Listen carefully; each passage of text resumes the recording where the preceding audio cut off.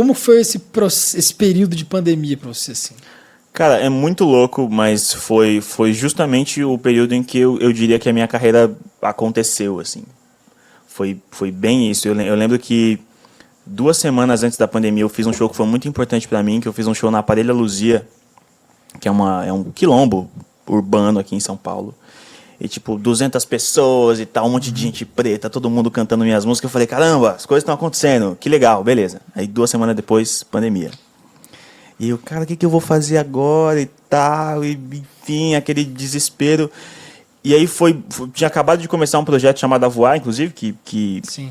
que a gente teve que parar imediatamente, porque a gente teve a ideia dele em fevereiro e em março fechou tudo.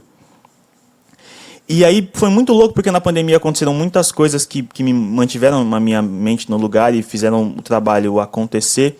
Que foi, eu tinha parado de gravar vídeo para rede social, porque eu estava tocando, estava sem tempo de fazer isso e já não gostava muito. Eu falei, beleza, vou voltar para manter a minha cabeça no lugar, enfim. Comecei a gravar vários vídeos tocando violão, as minhas próprias composições. Sim.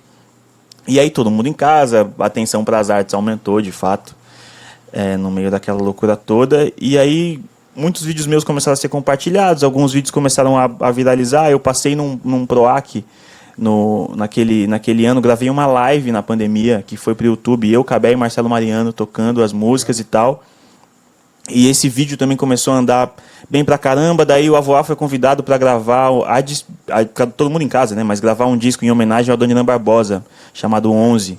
E nesse álbum, 11 intérpretes diferentes cantaram músicas inéditas do Adoniran. Entre esses intérpretes tinha Elza Soares, Zé Cabaleiro, Francisco Elombre, enfim. E aí tudo isso acontecendo ao mesmo tempo. No final das contas, esse disco foi indicado ao Grammy. Os meus vídeos começaram a viralizar cada vez mais e mais gente me seguindo. Uma menina montou um fã-clube pra mim, e aí pegou essa live do YouTube inteira, picotou em vários Reels. Foi bem na época que o algoritmo do Instagram começou a mudar. Então tinha vídeo do Reels com 2 milhões de plays, 4 milhões de plays, enfim. Eu comecei a ganhar, no período da pandemia, sei lá, antes de começar, eu tinha uns 15 mil seguidores. Quando acabou, eu tava com 160 mil seguidores, assim. Eu te conheci nessa época também. Então, muita gente me conheceu dali. Eu comecei a fazer muita live, porque eu lembro que a primeira live que eu fiz na pandemia, que eu não fazia live nenhuma, eu lembro que na primeira que eu fiz apareceu uma mina de Manaus, assim, falando, eu adoro o seu trabalho e tal. Eu falei, cara, eu nunca fui pra Manaus, eu fui pra, sei lá, só pra São Paulo e pra Minas Gerais e pro Rio. E aí eu falei, deve ter mais gente em outros estados que também me segue. Sim. E aí eu comecei a fazer várias lives em dias aleatórios e horários aleatórios pra tentar conhecer pessoas diferentes, só tocando minhas músicas autorais. Isso também começou a virar um lance, a galera começou a me seguir. E aí quando terminou a pandemia, eu marquei meu primeiro show, assim, que foram 2 shows no Bona.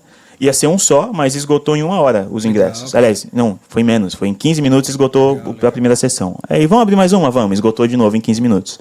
Aí marquei um show no Teatro da Rotina, esgotou em 15 minutos.